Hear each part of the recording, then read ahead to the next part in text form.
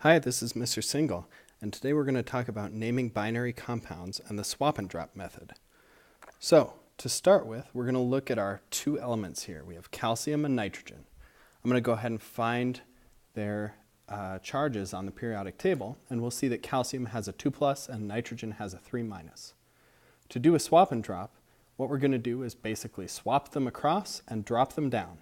So, when we're done with that, we can get rid of the plus and minus signs, and we'll have calcium, nitrogen, and we'll have 3 calciums and 2 nitrogens. So you can see how we just dropped those down and swapped them across.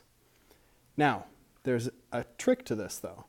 If we have, for example, calcium and oxygen, they have a 2 plus charge and a 2 minus charge respectively. So it's the same charge. So the issue here is all we need to do is get our charges to 0. So rather than swap and drop, what we can do is simply cancel out the charges. This is because ions always want to get to 0 charge total. So 2 minus 2 is 0, and that's our goal. So they can just go 1 to 1 with each other. Let's talk about how we're naming these things. So if I have my calcium and my oxygen, first thing I'm going to do is find their names on the periodic table. So I have calcium and oxygen. Let's move things over a little bit.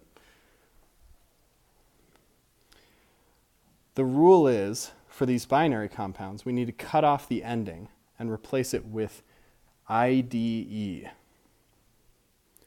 So in this case, if we bring down the OX there, it'll be oxide. So our name will be calcium oxide.